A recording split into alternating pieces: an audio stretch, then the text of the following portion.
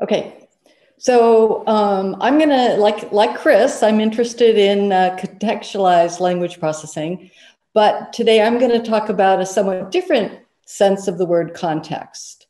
So when I talk about language variation, I'm thinking about how it's context dependent in the sense of the topic you're talking about, but also the social setting, the source, and the format. Is it speech or is it text?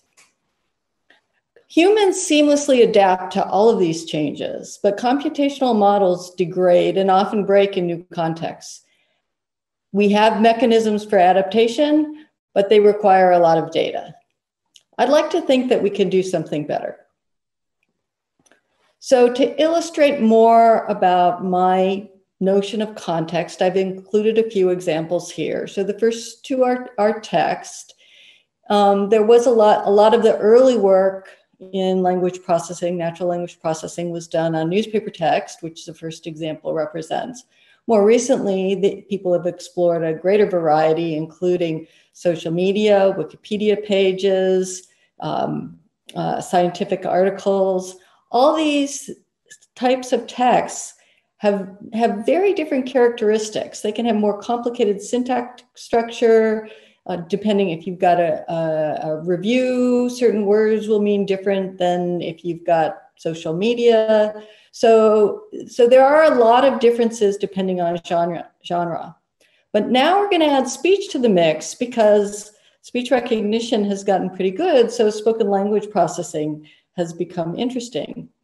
Unlike text, speech has some issues like disfluencies, interruptions, lack of punctuation.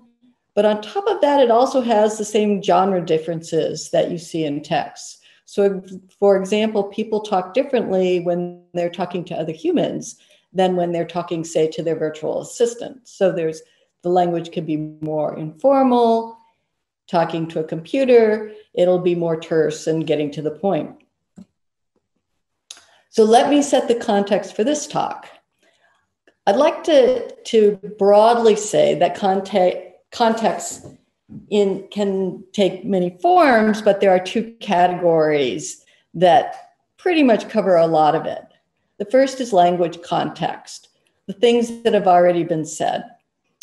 The second is situational context. Those are the sorts of things I've been talking about in my last example, the source, the format, etc. Now, much attention has been given to language context, where I use the word attention in quotes because often it involves attention models, as Chris has just told us. Contextualized word embeddings cover the sorts of local context within a sentence. To get beyond that, you can have longer contextualized word embeddings, but a lot of times people want to use sequence-to-sequence models when you are combining different types of things like different turns in a dialogue, or perhaps a document in question answering, different in changing, transforming from one language to another, etc. The focus of this talk is going to be on situational context. In particular, I'm interested in observable situational context. And like Chris, I'm going to be working with sequence models. So I'm dealing with language models for the most part. Once we accept that we're going to do situational context, I'm going to look at mechanisms to represent and integrate that context into the language model. So let me expand a little bit on what I mean by situational context. And I'll start and sequence modeling. And I'll just start with sequence modeling to say I'm looking at sequence modeling because, as you've just heard, many NLP applications build on them. And the state-of-the-art systems use neural sequence models. So that's what I want to work with. In terms of context, I want to work with situational context. And I claim that oftentimes it's observable. For example, when you have data, when you get data from someplace, you know where it comes from. You generally know whether it's text or speech. You know whether it's human-directed or computer-directed, et cetera. So The types of observable situational contexts I'm going to look at include information you could get from metadata and information you can get from data capture. So the metadata could include source information. It could include things like location, the author ID, date, time, etc. For the data capture, I'm talking about things like audio and video recordings. So this type of context is different. The metadata is global context. That would cover the whole document, typically, or else the whole sentence if there's speaker turns.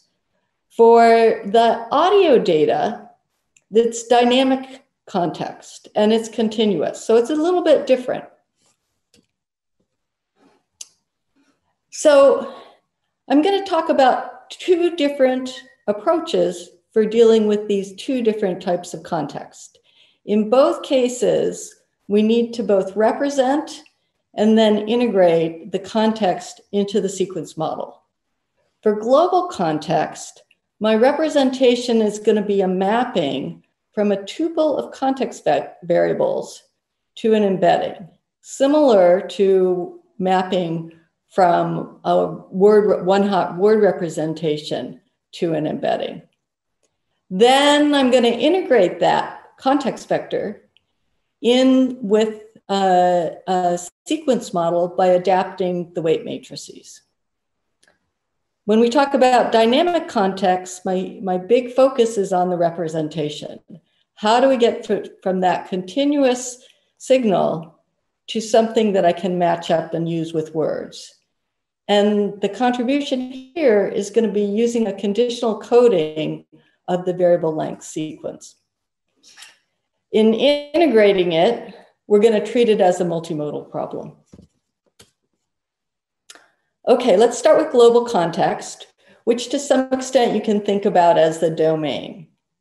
Domain mismatch is a long-standing challenge, and training more data helps, but it doesn't solve the problem. And even though these BERT models have been really successful, Roberta, say, is trained on 160 gigabytes of text, it still needs fine-tuning when you use it in a very specific task. And this domain-specific thing is so important that you've seen all of these other variants of BERT, BioBERT, SciBERT, the variants related to the special variants for answering science questions. So they're great, but they're not totally there.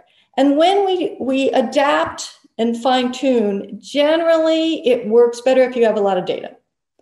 And so the question is, humans can adapt pretty easily. Can we come up with a way of adapting with a representation that uses less data? And so the idea here is to represent context factors that are known in multi-domain training. Now, prior work has done multi-domain training, but a lot of it assumes that you know it in training, the domain in training, but you don't know it in test. But I've argued that a lot of times we do know, and so you might as well use it. So just to illustrate this idea of the embedding mapping, I have this little figure here. This would say I have a transcript from a core oral argument. And in that oral argument, you happen to have you happen to know who the speakers are at each point in time for the transcript. And you know whether that speaker is the justice or a lawyer. And you happen to, say, have some background documentation on the case. So that gives us three variables that we can use to adapt the language model combined with other general representation of language. So I can put that into a transformation and spit out an embedding. That's very much like the first level basic word embeddings, except in this case, our starting vector is not one hot, it's a tuple with multiple sources of information. Now, once I've mapped my context to a vector embedding, there's a couple ways that I can use it to adapt the neural model. So a common thing people do is append that model, that context vector to the input. So one can do it by concatenating the context to all of the words, or one can do it by appending it in the beginning of the word sequence.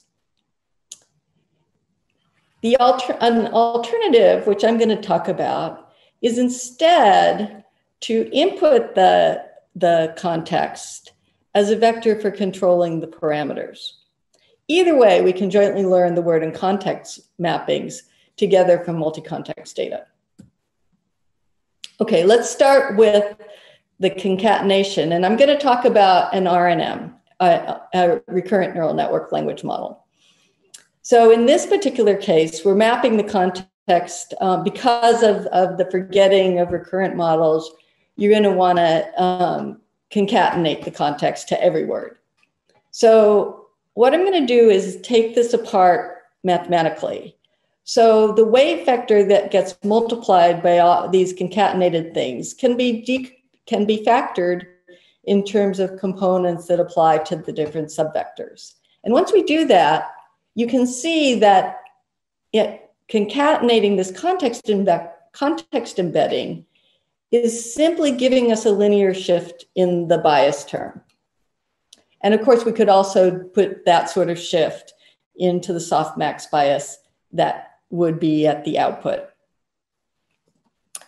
Now, a bias shift is great, but you could do something that's more powerful. So we thought about trying to control the recurrent weight matrix. And this is work by my former student, Aaron Jake. So what we're doing is saying we're going to do an additive correction and add this correction matrix, which is a weighted combination, make a mixture depending on the context. So that's going to give us, that's the context control term. Now, the problem that I'm sure you're wondering, well, that's a lot of parameters and I didn't want to work with a lot of data, so how am I going to pull this off?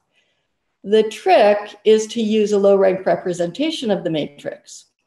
And so each of these context vector elements, and the context vector is a dense vector, so it's taking these really high-dimensional contexts and putting it in a smaller into a smaller space. And so each element of that context vector, each of the K elements becomes like the mixture weight. And then you're multiplying it by this matrix that's built from two lower rank R matrices. And there's K different context vector elements. And so you're going to stack those all together and you have a big tensor. And then it turns out you can just generate weights for any context. And since it's global and static for at least a sentence, you can pre-compute that. And so the added computational cost is pretty minimal.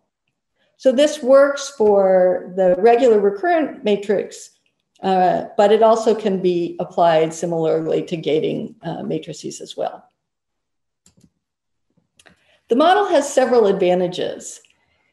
The rank hyperparameter allows us to control the degree of adaptation, and so you can gracefully scale with different amounts of data. We find that increasing rank is more efficient than increasing the state size. And one could also scale with different amounts of data by increasing the dimension of the hidden state. But this empirically is more efficient. The approach works for applications with thousands of different contexts because you're reducing the dimensionality. And what's interesting is that we can learn what's similar about different contexts. So we can learn what's similar about users. We can learn what's similar about hotels in terms of hotel reviews. To add a new context, say we're representing users, it's not so hard. You start with a generic context embedding and you just do the standard backpropagation update with all the other weights fixed. The method extends to language-based context vectors if you want to train them separately and then update the model to work with those context vectors. We've applied this model on 9 different data sets representing a range of categorical contexts with dimension from 4 to 170,000. We tried using continuous context, latitude and longitude, and the data sets reflected some tasks with word sequences, some with character sequences, language modeling, classification, generation, and query completion. So in looking at all of these tasks, we get a sense of when is this model useful versus when do you not need it, not need the extra power. So we find that adapting recurrent weights is most useful for cases with a large number of contexts, and that sort of makes sense. For problems where unigrams are pretty useful, like topic modeling, the softmax bias updates are enough. On the other hand, softmax bias is really useless for character language models, so you really want to be adapting something in the recurrent unit. The online learning of context vectors is actually pretty fast. You get a win right away. And when we played around with this in generation, we see some nice fine-grained differences that we capture as opposed to the other models.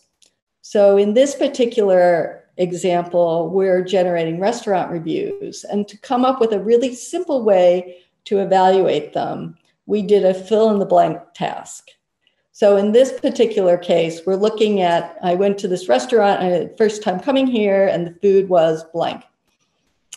So in our model, the different 1 to 5 star ratings, which are the context, are used to generate the reviews. In our model, we get 5 different words for the 5 different contexts, but the other models only gave us 2 different words for the 5 different contexts. So it's definitely learning some interesting differences.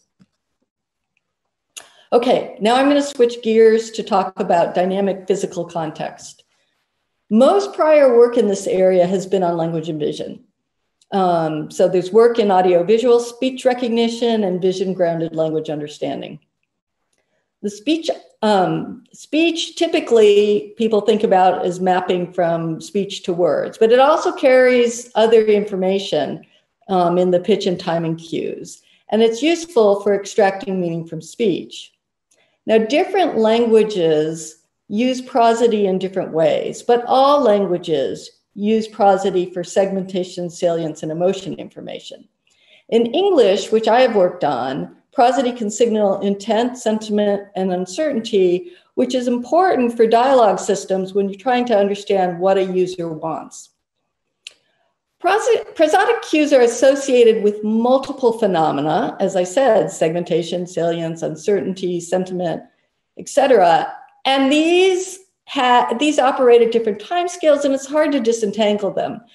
This creates a representation problem that has meant it's been difficult to get good information out of prosody in speech understanding tasks.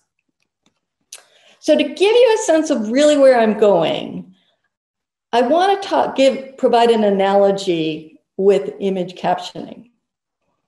Both caption and image and word and prosody, they have complementary information and they have redundant information.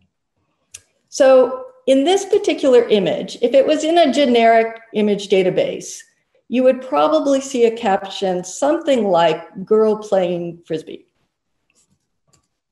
However, it happened to occur in an Ultiworld posting, and so you would expect that maybe the person playing Frisbee would be named. In fact, the caption also mentioned the guy on the ladder and the ladder. So the point here is that prosody is sort of like how prosody, when in spoken language, if you have a sequence of words, you can communicate different meaning by the way you say those words. So you can put emphasis on the words. Emphasis, like the bounding boxes, tell you what to pay attention to in the signal. Now, thinking about this as a multimodal integration problem, we have the standard issues. How tightly coupled should the modalities be? How are we going to learn the representation for the different modalities? For sentence understanding, which is what I've been playing around with, we're going to use word-aligned prosody vectors, and we're going to use neural networks for the standard contextualized neural models for the word vectors. But for the prosody vectors, we're going to use conditional encoding to capture the information. So let me explain how this works. We're going to start with a text that we get from the recognition system, and then we're going to predict its prosody. But we don't actually just predict its prosody. We're going to predict the distribution we expect for the prosody. Then we compare it to what we observe. And we compute the z-score, the normalized difference from the mean. This is the difference relative to the expected variation in the signal. Now, actually, we don't predict the whole waveform. We're only predicting prosody features that we measure that include things like energy, duration, log, fundamental frequency, etc. Now we're going to pack all of those k different elements together to form a word context vector, using those as the prosody features. And I call those innovations. They're characterizing the variation that's not accounted for by the word sequence. So the new information. What's different about this sentence from the default reading? This representation was used in experiments on disfluency detection in switchboard. What we find was pretty exciting because in the past, prosody alone really didn't do much for a lot of these language understanding tasks. But here we found, and that's illustrated in the yellow bar compared to the blue bar. The yellow bar is just prosody alone, raw prosody. The blue bar is the text. But with these innovations, we actually come very close to the performance with text using just the prosody. When we combine them together, we do better, especially with late fusion. It's also interesting, we found that CNN encodings of prosody work reasonably well for parsing, but they didn't help for this task. And so this is giving us something different, something extra. The places where we get the win is where you would expect, places where it's ambiguous. So for example, the sequence leak, leak, leak could be set as a repetition, but in this case, which would be a disfluency, in this case, the person is emphasizing their plumbing problem. So in summary, context or domain mismatch impacts most NLP applications, but there are lots of situations where the context is known and we can do something about it. Many different types of context can be represented with embeddings, and we're very comfortable with embeddings for words. So we can just use the same ideas with metadata and audiovisual context. A standard approach for using context, as I've described, is this added input. But fundamentally, that's a context-dependent additive bias correction. We can do better with other solutions. For sentence-level context, we're adapting the weight matrix, which we learn with multi-domain training. For the dynamic audio context, we can adjust things by using multimodal integration with language normalized prosody context vectors, conditional encoding. Now, this is just a start in this area. There's a lot of other things that we could do, other contexts to try, but in particular, different architectures to explore. So I'm excited about seeing other work in this area. So with that, I will end, and thanks to you for listening, and thanks again to my students who did all the work. Thank you very much, Mary. I think this is a wonderful talk. Actually, it's also very interesting because in the last talk, Chris just mentioned can we learn language from grounded information rather than just all the annotations? And this talk actually, Mary gives some good examples to actually show it's actually not only possible, but actually necessary. Yeah, so let's see if any people have questions.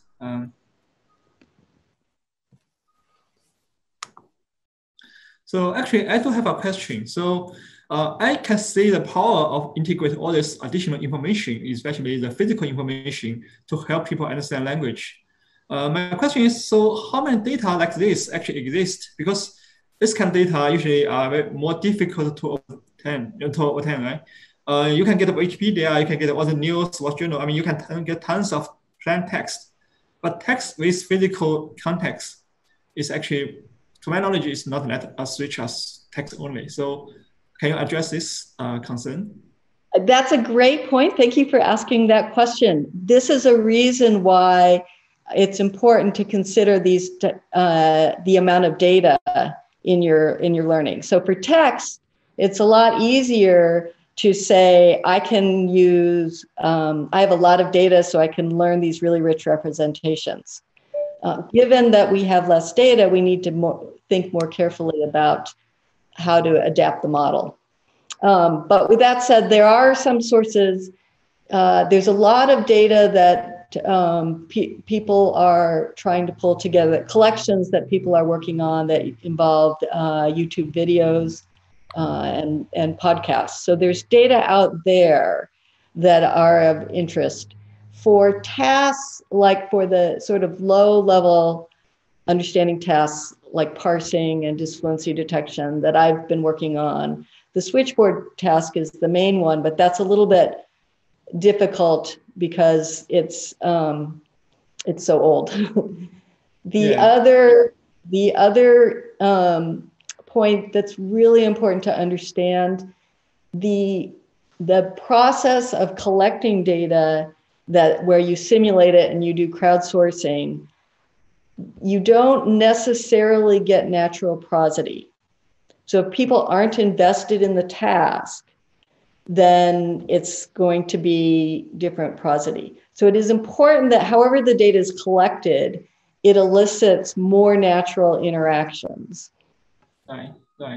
Yeah, that's interesting. Yeah, because I believe, if we go to multimodal, there must be a way to collect this data. I think before, people even don't notice we collect multimodal aligned some kind of data, which actually can enrich the interaction between different modalities.